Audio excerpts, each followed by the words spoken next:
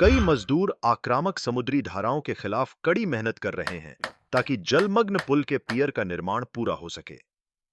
क्या आप यहां मुख्य निर्माण इंजीनियर द्वारा की गई गलती को पहचान सकते हैं? यह गलती एक आपदा का कारण बनेगी। सिविल इंजीनियरिंग के सबसे चुनौतीपूर्ण कार्य में आपका स्वागत है। जलमग्न निर्माण। यद्यपि हम इसे जलमग्न निर्माण कहते हैं, आज के इंजीनियर जलमग्न संरचना बनाते समय पानी से पूरी तरह बचते हैं। अपने निर्माण क्षेत्र से पानी निकालने के लिए आपको सबसे पहले एक अस्थायी बांध बनाने की आवश्यकता होती है, जिसे कोफर डैम कहा जाता है। सीधे पानी के नीचे काम करना व्यावहारिक तरीका नहीं है। अगला महत्वपूर्ण सवाल यह उठता है कि पानी के नीचे एक मजबूत कोफर डैम कैसे बनाया जाए। पहला कदम इन गाइड पाइल्स को पाइल ड्राइंग हैमर मशीन की मदद से स्थापित करना है। धन्यवाद। गाइड पाइल्स कोफर डैम के निर्माण के लिए मार्गदर्शन प्रदान करती हैं। फिर मजदूर उसी मशीन की मदद से मिट्टी में कई शीट पाइल्स डालेंगे। इन शीट पाइल्स के खंड के दोनों सिरों पर इंटरलॉकिंग कनेक्शन होते हैं। ऐसा चतुर इंटरलॉकिंग मैकेनिज्म का मतलब है कि पानी की रिसाव न्यूनतम होगा। शीट पाइल्स को समुद्र तल में तब तक डाला जाता है जब तक आधारशिला नहीं पहुंच जाती।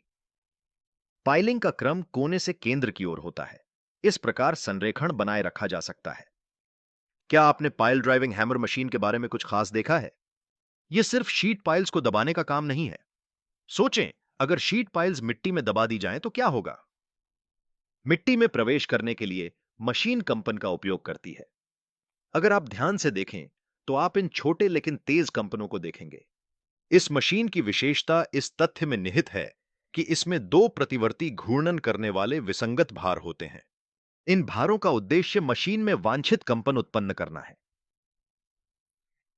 इस सपाट सतह जैसी दिखने वाली जहाज को बरक कहते हैं, जो निर्माण स्थल पर आवश्यक मशीनरी और घटकों को ले जाने के लिए प्रयोग की जाती है।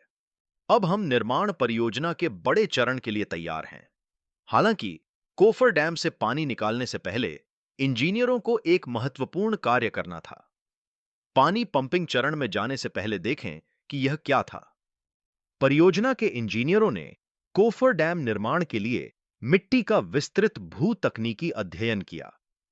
उन्होंने ऐसी भूमि चुनी जो स्थायी संरचना का भार उठा सके। मिट्टी की ताकत मापने के लिए आमतौर पर कोन पेनिट्रेशन टेस्ट नामक इन साइटू परीक्षण का उपयोग होता है। आप देख सकते हैं कि यह डिवाइस समुद्री तल पर कैसे स्थापित किया जाता है। उपकरण की शंक्वाकार नोक मिट्टी में प्रवेश करती है और सेंसर घर्षण तथा मिट्टी के प्रतिरोध के मान भेजते हैं।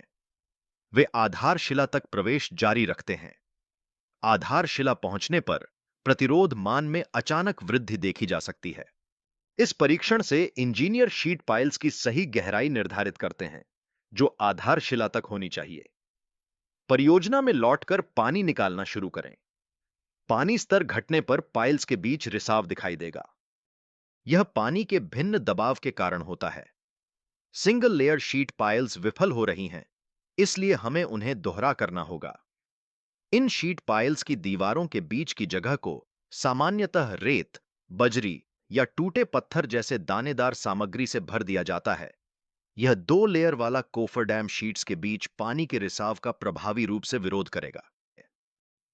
अब चलिए हम कोफर डैम से सारे पानी निकालते हैं। सौभाग्य से कोई दृश्य पानी रिसाव नहीं है। ओह नहीं! क्या हुआ? पूरा कोफर डैम अंदर की ओर गिर गया। पहले जब दोनों तरफ पानी मौजूद था, तो पानी के दबाव के कारण कोफर डैम पर पड़ने वाली ताकत रद्द हो रही थी। आप इसके कारण को आसानी से समझ सकते हैं। हालांकि जब इस मात्रा से पानी गायब हो जाता है, तो एक बड़ा अंदर की ओर ताकत उत्पन्न होगी, जो कोफर डैम को नष्ट कर देगी। शीट पाइल्स के अंदर की ओर गिरने को रोकने के लिए शीट पाइल्स के किनारे एक ब्रेसिंग फ्रेम संरचना स्थापित की जा सकती है। ब्रेसिंग फ्रेम सिस्टम में वेल्स, स्ट्रट्स और ब्रेसेस जैसे घटक शामिल होते हैं। इन वेल्स और स्ट्रट्स के बीच कनेक्शन को यहां दिखाए अनुसार बोल्ट किया जाता है। ये क्षैतिज सदस्य, जिन्हें स्ट्रट्स कहा जाता है, पार्श्व सहारा प्रदान करते हैं, जो कोफर डैम दीवारों की अंदर की ओर गति का विरोध कर सकते हैं। कोफर डैम अब बहुत मजबूत है और यह आधारशिला तक पहुंच गया है। चलिए, अब पानी सुखाते हैं। क्या आप अनुमान लगा सकते हैं कि अब क्या होगा? यहां मैंने एक कोफर डैम बनाया है। छोटा लेकिन प्यारा कोफर डैम, है ना?